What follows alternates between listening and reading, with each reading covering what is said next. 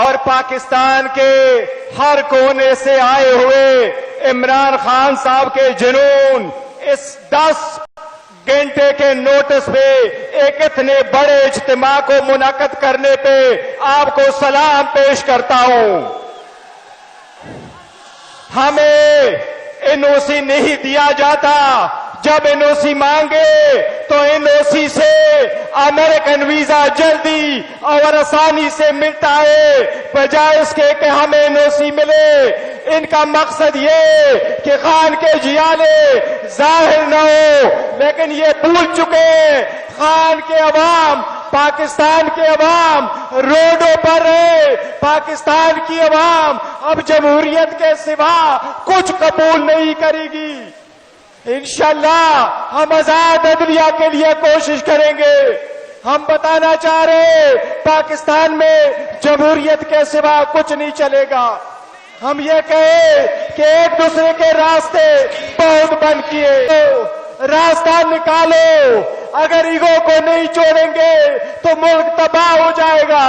عوام کو عوام سے نہیں لڑانا، ادارے کو ادارے سے نہیں لڑانا.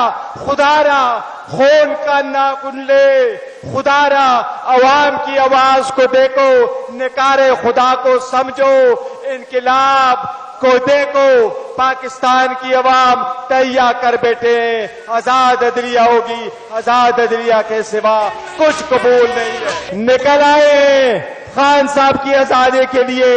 آخر میں ایک آواز، قیدی نمبر 804، کون بچائے گا پاکستان؟ قیدی نمبر 8. ایاک نعبد و ایاک نستعین. میرے پاکستانیوں، آپ سب نے مجھے کبھی مایوس نہیں کیا.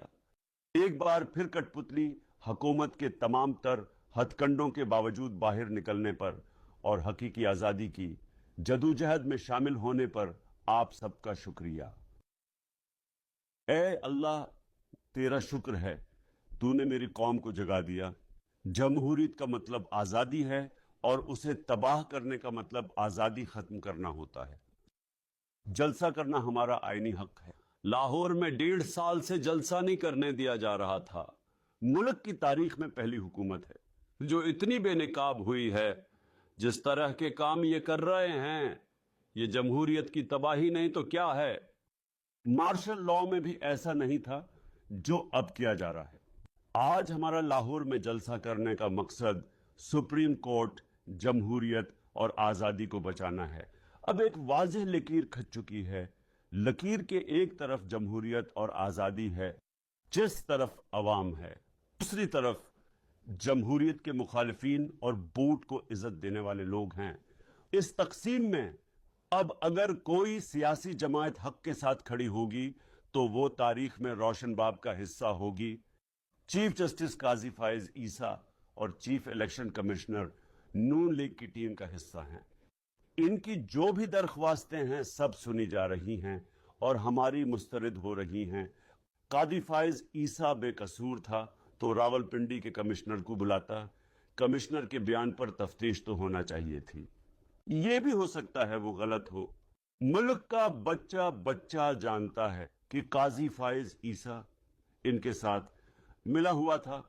قاضی فائز عیسیٰ ان آئینی ترامیم کا براہ راست بینیفیشری ہے. قاضی فائز عیسیٰ اپنا عہدہ بچانے کے لیے ہر ادارے، ہر اصول اور قانون کی قربانی کے لیے تیار ہے اور اسی آئین کی قربانی بھی دینے کو تیار ہے جس کا اس نے حلف اٹھایا. قاضی فائز عیسیٰ کی اہلیہ نے میرے خلاف باتیں کی. قاضی فائز عیسیٰ کو ہمارے کیسز سے خود کو الگ کر لینا چاہیے. ہم نے متعدد بار درخواست دی ہے کہ یہ ہمارے کیسز نہ سنیں، مگر یہ ہر متعلقہ کیس اپنے پاس لگا لیتا ہے. پہلے ہمارے ہیومن رائٹس کا کیس نہیں سنا، ہمیں لیول پلینگ فیلڈ نہیں دی، ہمارا الیکشن کا نشان ہم سے چھینا، پھر ہم سے 3 سیٹیں لے لی. یہ کانفلکٹ آف انٹرسٹ ہے. یہ اپنی ایکسٹینشن کے لیے نون لیگ کو سیٹوں پر سیٹیں دلواتا جا رہا ہے. آئے روز ہماری سیٹیں کم کر دیتا ہے. ایسا منصف، ایسا چیف جسٹس آج تک پاکستان نے نہیں دیکھا. آج پاکستان تاریخ کے اہم ترین موڑ پر ہے. بدقسمتی سے آج وہی حالات ہیں جو 1971 में थे। 1971 में मशरकी पाकिस्तान की सारी अवाम एक तरफ थी और मुल्क को तकसीम होने दिया।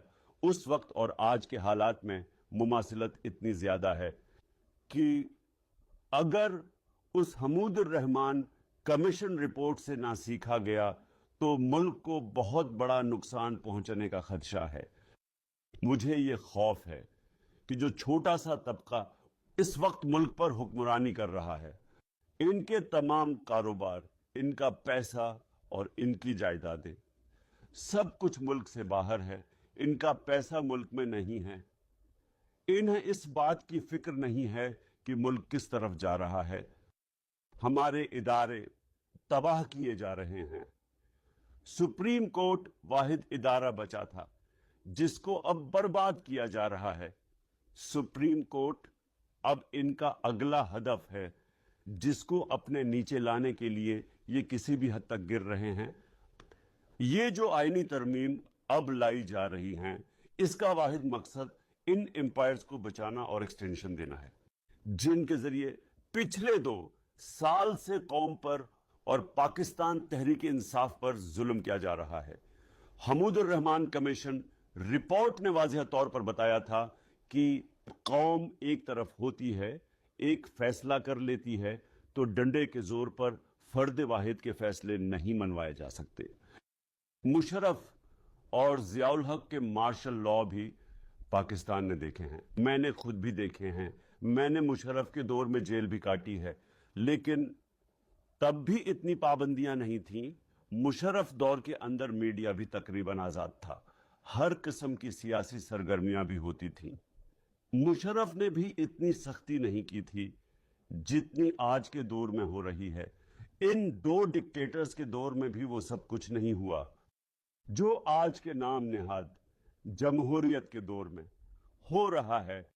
जिस तरह मुसलसल अवाम के साथ जुल्म किया जा रहा है, इसकी मिसाल नहीं मिलती। और अगर ये सिलसिला इसी तरह से जारी रहा और कौम को महकूम बनाकर डंडे के जोर पर रखा गया और इसी तरह का सलूक किया जाता रहा, तो पाकिस्तान का कोई मुस्तकबिल नहीं।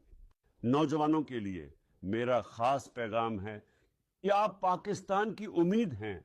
आपको चाहिए कि इस कठपुतली हुकूमत के खिलाफ भरपूर आवाज उठाएं और जदोजहद करें जो अपने हथकंडों से आईन को मुअत्तल करना चाहती है, पाकिस्तानियों की आज़ादी को सल्ब करना चाहती है और जमहूरियत को तबाह करना चाहती है। पाकिस्तान और आईन के हक में जब भी तहरीक इंसाफ की काल हो, आप निकलें और हकीकी